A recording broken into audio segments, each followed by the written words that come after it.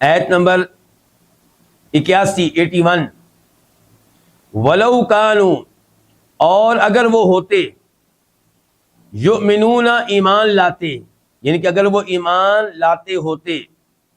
اگر وہ ایمان لائے ہوتے، باللہ کس پہ؟ اللہ تعالیٰ پہ،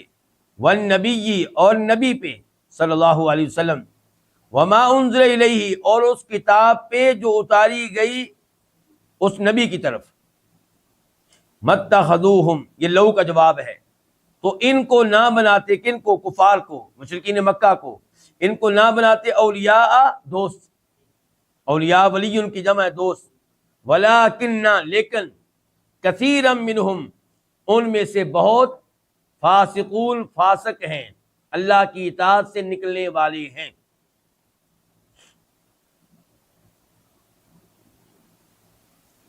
اس آیت کی تفسیر کیا ہے، مفہوم کیا ہے؟ کہ اگر ان کا صحیح معنوں میں اللہ پہ ایمان ہوتا،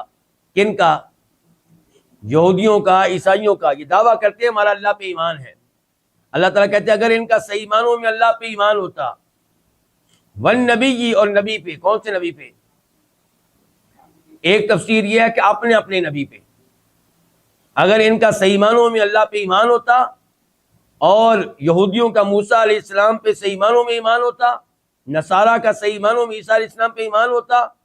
اور اس کتاب پہ جو اس نبی کی طرف اتاری گئی، ان کے تورات و انجیل پہ ایمان ہوتا، تو یہ اہل مکہ کو، مشرکین مکہ کو دوست نہ بناتے، کیونکہ ان کے انبیاء کی تعلیمات یہ ہیں علیہم الصلوۃ والسلام، اور ان پہ نازل ہونے والی کتب کی تعلیمات یہ ہیں کہ آخری نبی آئے گا، اس کی یہ علامات ہوں گی، اس کے یہ اوصاف ہوں گے، ان علامات کی روشنی میں یہ اچھی طرح پہچانتے ہیں کہ جناب محمد علیہ الصلوۃ والسلام سچے رسول ہیں اور ان پہ ایمان لانے والے اچھے لوگ ہیں۔ تو پھر کیسے انہوں نے جرأت کر لی مشرکین مکہ سے دوستی لگانے کی مسلمانوں کے خلاف؟ اس کا مطلب یہ ہے کہ صحیح معنوں میں ان کا اللہ کے اوپر ایمان نہیں ہے، انہوں نے اللہ کی بات نہیں مانی، انہوں نے اپنے نبی کی بات نہیں مانی، انہوں نے اپنی کتاب کی بات نہیں مانی۔ اور دوسری تفسیر یہ ہوگی کہ اگر یہ اللہ تعالیٰ پہ ایمان لائے ہوتے اور جناب محمد علیہ الصلوۃ والسلام پہ ایمان لائے ہوتے اور قرآن کریم پہ ایمان لائے ہوتے، تو پھر یہ ان مشرکین کو دوست نہ بناتے۔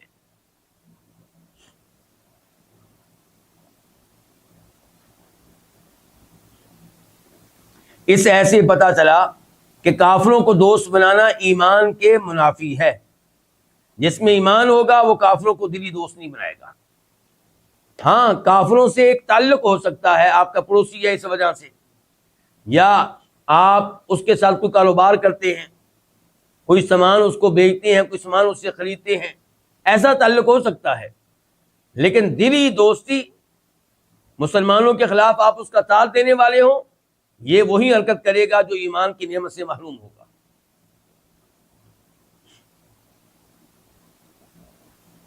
اور یہاں پہ اللہ نے پھر کہہ دیا کہ ان میں سے زیادہ تر فاسق ہیں، سب کو فاسق نہیں کہا، یہ اللہ کا عدل و انصاف ہے۔ اور فاسق سے مراد یہاں پہ کیا ہے؟ فاسق کا لفظ کبھی بولا جاتا ہے کافر کے اوپر، وہ بھی نافرمان ہے، اور کبھی بولا جاتا ہے مسلمان کے اوپر جو کبیرہ گناہوں کا ارتکاب کرتا ہے یا فرائض و واجبات کو ترک کرتا ہے۔ تو یہاں پہ اس لفظ کا استعمال کفار کے اوپر ہوا ہے، لیکن وہ فاسق ہیں یعنی کہ ایمان سے خارج ہیں، اللہ کی اطاعت سے خارج ہیں، اللہ کی بات ماننے والے نہیں ہیں، اللہ کا حکم ماننے والے نہیں ہیں۔